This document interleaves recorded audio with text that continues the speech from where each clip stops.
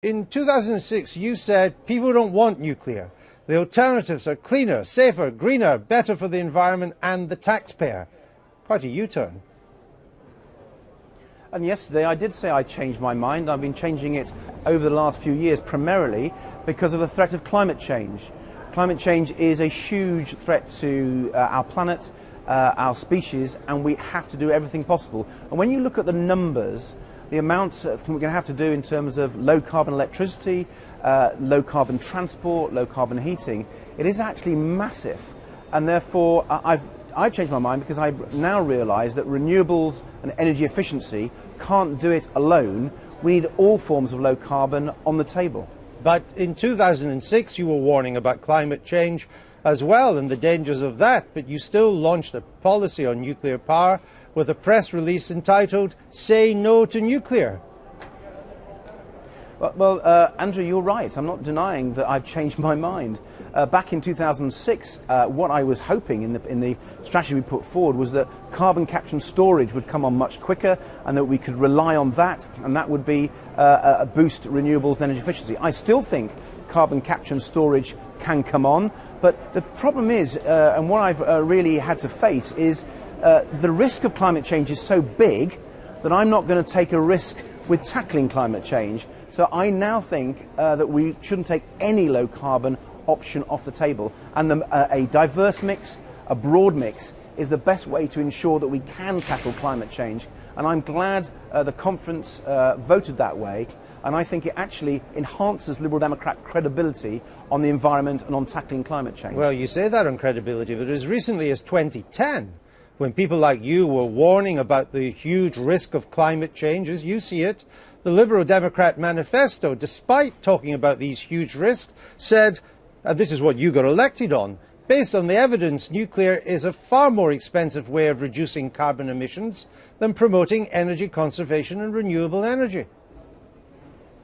Well, I'll tell you a third time, Andrew, and if you want me to tell you a fourth time and fifth time, I've changed my mind. I've looked at some of the facts. And on the cost issue that you mentioned, that is something that still worries me.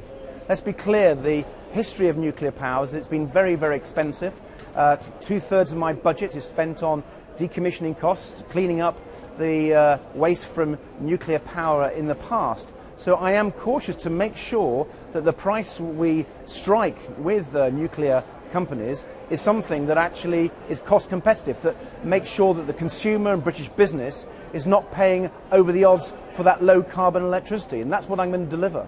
But your position used to be as well that as you move towards nuclear power, that you would support nuclear power provided there wasn't any subsidy for it. But you know as well as I do that there will be no new nuclear power stations with EDF, you're negotiating now, the French giant, unless you agree to a price guarantee way above the market price, and that's a subsidy.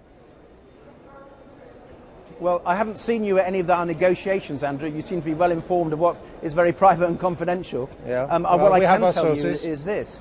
Well, you certainly don't have the sources that you claim, I think. Let me tell you what the facts are. We're clear that low carbon electricity has to be compared price-wise with dirty coal or gas electricity, including the carbon price. So you're wrong to take the market price and compare it with a price for low carbon, because the market price is price of dirty power, which is causing the climate change problem. So when you do the analysis and engage in the subsidy debate, you've actually got to compare apples with apples, pears with pears. If you don't, of course you'll come up with spurious arguments against it. But if you do the correct analysis, I think you'll find, and you have to wait for our decisions when we complete our negotiations, I think you'll find that nuclear can be cost competitive. I certainly won't sign any deal where nuclear isn't cost competitive. Vince Cable's just behind you there. What do you make of his performance, briefing last night that he might not support the party on economic policy, then turning up to do so? Well, I was in the hall, I heard the debate, I saw Vince vote for the economic policy. I've heard Vince in private. I'll tell you something, a little secret, I've heard him in private. He's very supportive, he's playing a real role. Liberal Democrats are playing a critical role in getting our economic recovery. I'm proud of what Vince is doing. He's worked with me on industrial strategy issues. I was a junior minister in his department.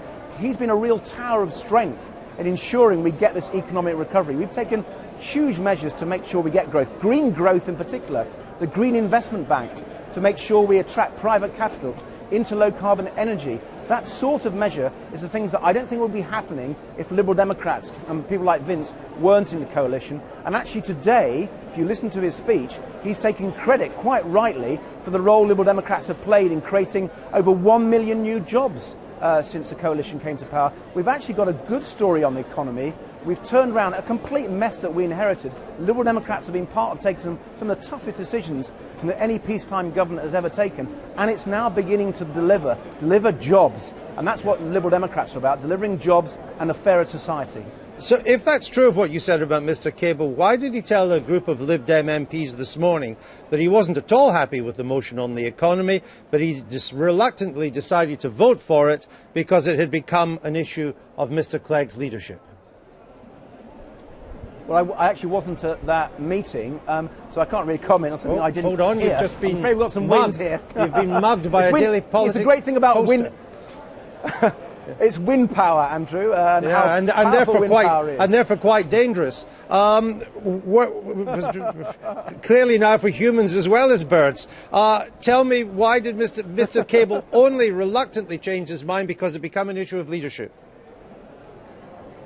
Well, I'm afraid I can only judge Vince and what he says to me at our meetings and the way he votes. And he's been a tower of strength in this coalition's economic policy. And he's been really supportive. We wouldn't be seeing the investment in the infrastructure, in our transport infrastructure, the largest investment in our railways since the Victorians. We wouldn't be seeing green things like that if it wasn't for the Liberal Democrats and for Vince Cable. From the talking points that were issued by your party to people like you and also mistakenly sent to people like me this morning, it says that your party is looking at how the richest 10% of people, those earning over $50,000 a year, could make a further contribution in tax. Should people earning over $50,000 be paying more tax? Well, I want to make sure we have a much fairer tax system, and what Liberal Democrats have done in government is deliver that. We've closed a lot of the loopholes. What's the answer to my question? Well, I'm coming to that. We haven't got much time. We've closed a lot of the loopholes to make sure the richest... Well, I'll answer the question my own way if you don't mind, Andrew. We've closed the loopholes to make sure the richest pay their fair share, and we've taken out of tax some of the people on lowest incomes and delivered a £700 a year tax cut for people on low and modest incomes. And in terms of future tax policy, we're having a debate tomorrow. Do come and join us. All right, thank you. You've ended just in time before we go off air. Thank you very much for that.